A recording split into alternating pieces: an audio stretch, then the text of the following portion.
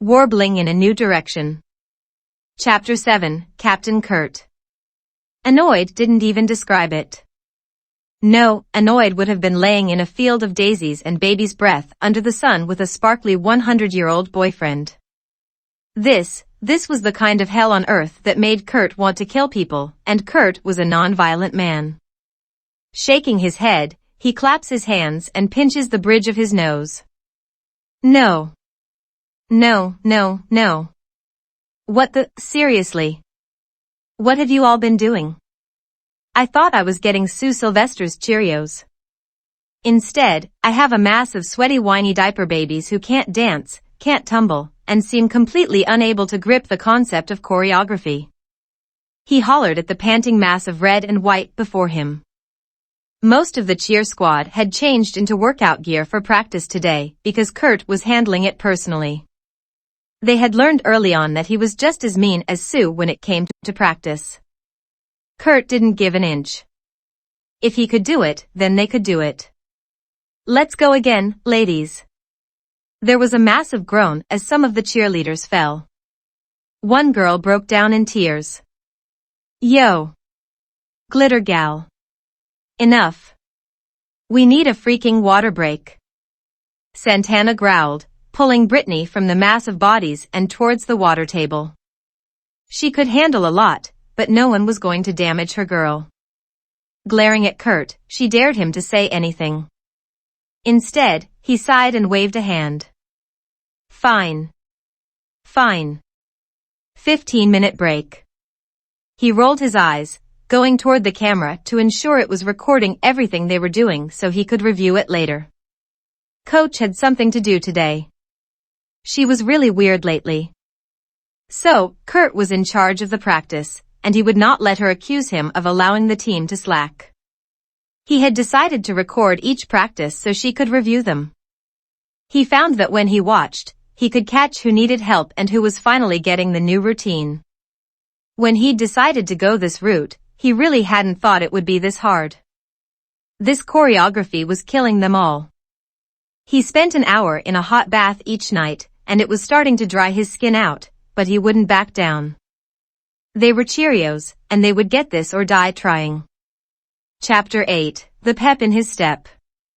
Sebastian sat entirely mesmerized as he attended his first ever pep rally. It was nothing like he'd expected. Nothing like what had been depicted in movies and TV shows he'd seen growing up. No, instead of running fellow jocks and pom-pom waving cutesy babes in tiny clothes whom he had no interest in seeing, he instead was hit face first with Sue Sylvester's Cheerios. In fact, he'd overheard that this pep rally was for said cheer squad. Who had cheerleaders cheering for themselves? This place just got weirder and weirder from what the lacrosse player could see. He watched as the cheerleaders performed a rather intricate dance routine he vaguely recognized. In front of him were some girls being tossed in the air and even a few tumbling only to rejoin the squad as they came together for the chorus to dance in perfect time together. Meanwhile, Kurt, Santana, Brittany, Nick, Jeff, and two cheer uniform-clad teen boys were mic'd up and rapping and singing in fracking Korean. He heard Wes ask what language they were singing in and was shocked that it was Trent who replied. Trent, who snorted before looking at their council leader, said, "Dude. It's a BTS song. They're only the biggest thing out of South Korea to hit the music world since, like, the Beatles." He seemed genuinely shocked and appalled that the other boy had no idea what he was talking about. "It's Korean, Wesley." The reply to the senior's question was finally answered. Sebastian felt slightly less awkward at his shock when he saw a number of the other warblers also make noises of shock. Apparently his own surprise wasn't out of place. "Dudes, we told you already." Kurt sang forever in French while cheering. "This is just him being him. But my princess is killing it. No wonder coach made him captain." Puck grinned, watching as Kurt and the others who were mic'd up split up into 7 rows with the others behind them, leading the whole tribe of cheerleaders in the intricate dance. Damn, I gotta say, he's even hotter in his new uniform too. I do not miss his pants at all. The smile on Puckerman's face turned sharkish. Finn reached over, smacking him in the chest at the same time Mercedes smacked him upside the back of his head. Don't make me hurt you, Puckerman. You leave my baby alone. He is off limits to you. She warned, giving him a look that made even Sebastian's dick want to climb back into his body. That was one scary girl. Hey, I'd never do that. Kurt's my boy, but I can appreciate the view. The mohawked kid defended himself, but his smile said otherwise. The blonde one, Sam, the Frenchman was sure now, said to the darker-skinned boy warningly. I am not above selling you out to the Papa Bear, man, knock it off. For real. I will wait in line for leftover bits of your ass to kick. It was clear that Sam was 100% serious in his threat. As the cheer/dance/song ended with the music breaking with a literal bang, there was a pause of silence before the entire gym exploded with hollers and applause. Students and faculty alike were on their feet. The cheer coach, however, had her arms crossed and lips pursed. Her lips curled in a way that reminded some of the warblers of the Grinch before she nodded at a panting red-faced Kurt, who only then broke out into a huge smile and jumped as he turned to hug his girls. He was happy to have gotten Sue's approval, at least as much as she was likely to give publicly. The group broke off, most going right for the locker room while the 5 who were Glee members headed for the stands where the accumulated new directions and warblers were sitting. Kurt got a big hug from Sam and laughed. Sammy, let go. I'm all sweaty and gross. But the other teen was still laughing. Who cares, Kurt? Kurt. Man. That was freaking amazing. How did you? Oh my God. I can't believe you did that. You got them all to do that. I've seen them do some incredible stuff, but holy crap. Sam said, voice loud and disbelieving of what he'd said. That was just so spot on. And it's one of my favorite songs. The blue-eyed vocalist laughed harder and shook his head. I have an amazingly talented squad who worked their hind ends off. That is how I did that, Sam. He praised the Cheerios. And I have the best co-captain. She helps keep me in line. He bumped shoulders with Santana, who was now smiling as brightly as Kurt. It wasn't often she got praised by her fellow cheerleaders.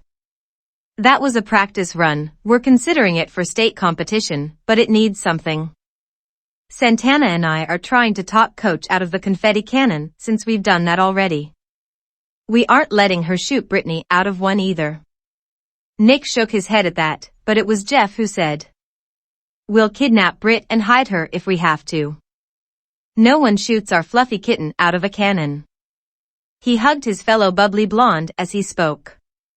The girl in question just hugged back, beaming brightly, still high off her performance, and now the extra unicorn attention. Stalking over, Sue frowned then snapped at the 5-some mingling with the enemy. Okay Ken, release Barbie, and all of you go get changed. I want to see you and the other girls on the field in 20. No exceptions. As soon as she'd finished speaking, she turned, only to turn in shock as Kurt grabbed her jacket. What the hell do you think you're doing, porcelain? Get your over-moisturized mitts off me. 1. There's no such thing as over-moisturized hands if you wash them as recommended by medical professionals. 2. I've given the squad the afternoon off. You'll just have to wait till Monday for your next torture session, Sue. Only Kurt ever got away with calling her Sue, and only when he meant business. He never abused the privilege. Of course, none of the other girls even tried. Not even Santana. They were all sure Kurt had something on the coach. Some believed he knew where she'd hidden some bodies. Fine. Sue said with a furious glare in the captain's direction. She should never have given him so much power. She mused, then remembered what she'd just seen and heard. But it will be a double practice.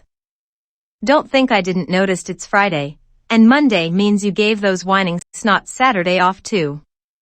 She poked his button nose just because she could. Be sure to let them know the price you made them pay for their laziness. Kurt and Santana exchanged exhausted looks, but then smiled. They'd gotten the weekend off and had already known they'd have a double Monday for it. Sebastian found himself looking for Blaine, as he did whenever Kurt seemed to do something entirely contrary to Sebastian's expectations. He wasn't surprised to find the other with fire in his eyes, his fists clenched and looking seconds away from foaming at his mouth. Leaning over, Sebastian asked Mike from New Directions. Okay, what is with Blaine? Every time I look at him after Kurt does something, well, fracking incredible, he looks like he wants to kick someone's ass. Mike looked shocked to have Sebastian, of all warblers, talking to him, and found himself answering because of it. He let slip something Tina had told him in confidence. Something he hadn't even told the other guys. Probably because he wants to. He's got a temper and serious problems with Kurt, making a scene. He actually told Kurt to tone it down and convinced him he wasn't sexy. He called Kurt a baby penguin, man. Mike told the other teen, using air quotes, and his face showing his own bewilderment and concern now that he was looking at Blaine. If Sebastian didn't know better, he'd think that he was worried about Blaine hitting Kurt, and something in him bristled as he felt fury wash over him at the thought. Before he could think better, Sebastian asked, his voice low and sounding dangerous to the Asian dancer's ears.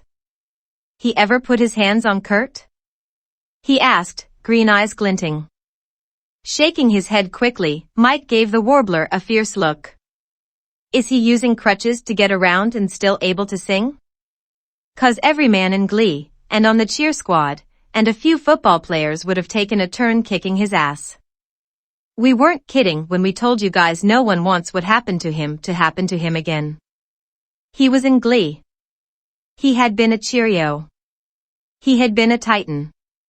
None of us stepped in when he was one of us, and we should have. The tall boy sighed and nodded when Tina waved him down to her. Gotta go, Sebastian. Try not to give Kurt a hard time. A word of advice, keep clear of Blaine.